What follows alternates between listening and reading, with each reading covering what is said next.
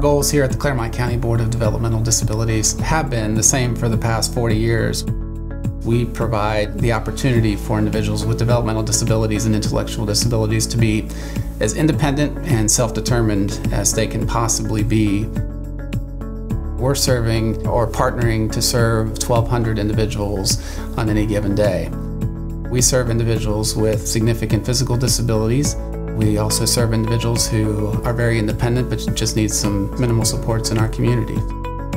Our early intervention teams and early intervention staff build a lot of relationships in the community.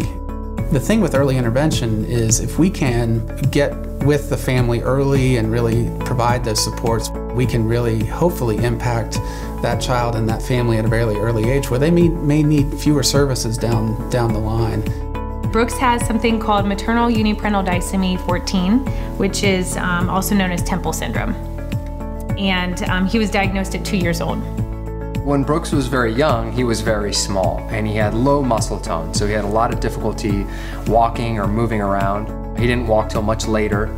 He had trouble getting himself up, and he also had trouble eating.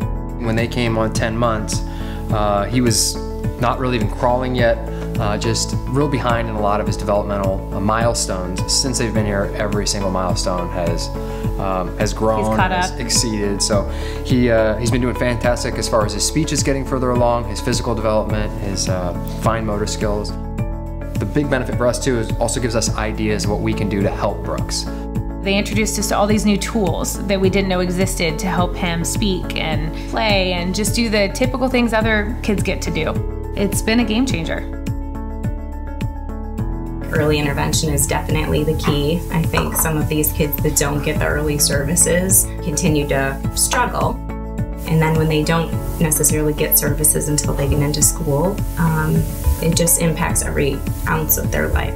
I care for Brooks like one of my own for sure. From the moment he started lifting up his head more consistently to crawling to eventually walking and now talking is he just never ceases to amaze me. Each time I come, there's something new and exciting going on in his little life. We provide community employment support services for roughly 200 individuals in the community. My main goal is to see each and every one of my individuals obtain employment in the community and get jobs on their own and be more independent. I can't stress enough what an important organization and program that this is. I think it builds confidence, I think it builds social skills, and obviously it builds job skills. I believe that it starts with establishing what the expectation is for the job and understanding that this is a job, not a special needs job. Mark has been with Red Robin for roughly 7 or 8 years. He performs a job task that is a necessity to run this restaurant.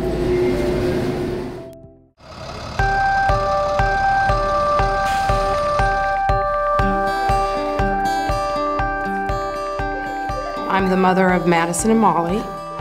They were born on December 23rd, 1996, 2 days before Christmas, and they brought them to me in little stockings. It wasn't until they were 16 months old that they began to have seizures. And everything happened so quickly. We were introduced through the doctor to the early intervention program. One of the girls had come out to the house and we began therapy. Early intervention would provide them with OT, PT, and speech therapies in the home and also at the Thomas Wildey School. I can't imagine where they'd be without school. I mean, school is everything to them right now.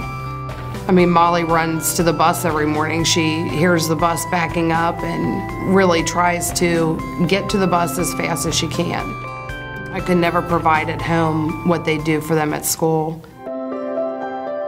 I think that we do such wonderful work and we have so much love to give these families that I just feel like without it, it definitely is a missing link in these families' lives. For me, when he walked for the first time, I would say it was huge.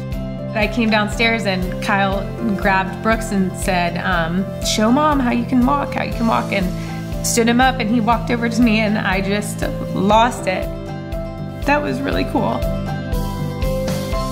My vision for the girls' future is the same as it's been since the day that I found out that they had special needs.